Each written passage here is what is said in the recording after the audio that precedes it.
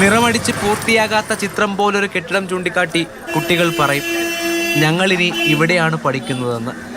തകര ഷീറ്റിന് കീഴിൽ പഠിക്കുന്ന കുട്ടികൾ 3 വർഷമായി മനസ്സിൽ കൊണ്ടു നടക്കുന്ന ആഗ്രഹമാണിത്.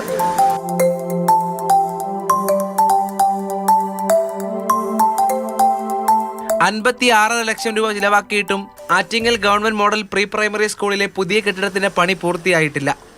ഒരു മതിലിനപ്പുറം മൂകസാക്ഷിയായി ജില്ലാ വിദ്യാഭ്യാസ ഓഫീസും ഉണ്ട്.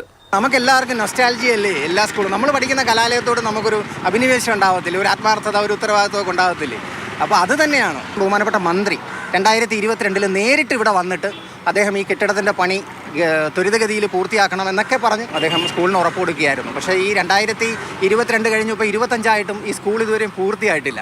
കൂടുതൽ കുട്ടികളെത്താൻ കൺമുന്നിലെ വിദ്യാലയത്തിന്റെ മതിലുകളിൽ ചിത്രം വരച്ചത് ഓട്ടോറിക്ഷ തൊഴിലാളികളാണ്. ആരും അങ്ങോട്ട് തിരിഞ്ഞു നോക്കുന്നില്ല. അതായത് ഇപ്പോൾ പട്ടിയുടെ പ്രസവ വാർഡാണ് ഇവിടെ. ഇപ്പോൾ ഈ അടുത്ത കാലത്ത് 3-4 കുട്ടികൾ ഇവിടെ വന്നിട്ട് ആ സ്കൂളല്ലാത്തതുകൊണ്ട് അവർ തിരിച്ചു പോവുകയും ചെയ്തു. ബാലാവകാശ കമ്മീഷന്റെ ഇടപെടലിനെ തുടർന്ന് വിദ്യാഭ്യാസ വകുപ്പ് നിർമ്മാണ ചുമതല ഏറ്റെടുത്തെങ്കിലും കാര്യങ്ങൾ ഇപ്പോഴും പഴയപടിയാണ്. നിർമ്മാണം കൃത്യസമയത്ത് പൂർത്തിയാക്കാതെ വിദ്യാർത്ഥികൾക്ക് മുന്നിൽ വഴിയടയ്ക്കുന്ന നിലപാടാണ് ആറ്റിങ്ങൽ നഗരത്തിൽ കാണാനാകുന്നത്. എൻ്റെ ഒരു അനുഭവം വളരെ വലുതാണ്, നല്ലൊരു അനുഭവമാണ് ഇവിടുത്തെ.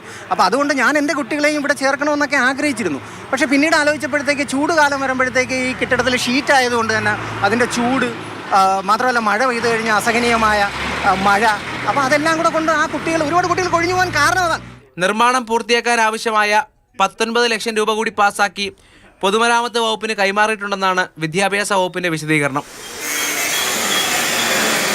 ഒരു ഹാളിന് കീഴിൽ എല്ലാ കുട്ടികളെയും പഠിപ്പിക്കേണ്ടി വരുന്ന അവസ്ഥയിൽ നിന്നൊരു മോചനം അധ്യാപകരും ആഗ്രഹിക്കുന്നുണ്ട്.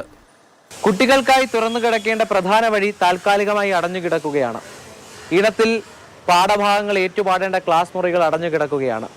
പൊതുവിദ്യാഭ്യാസത്തിന്റെ വഴിയിലേക്ക് കുട്ടികളെ എത്തിക്കാൻ ഈ കെട്ടിടം നന്നായാൽ മതിയെന്ന് നാട്ടുകാരും അധ്യാപകരും കുട്ടികളും ഒക്കെ ആവർത്തിക്കുന്നുണ്ട്. ഇത് കേൾക്കാതെ പോകുന്നതാണോ? ബിജു VS-നൊപ്പം രാഹുൽ ജി നാഥ്, മാതൃഭൂമി ന്യൂസ്, തിരുവനന്തപുരം.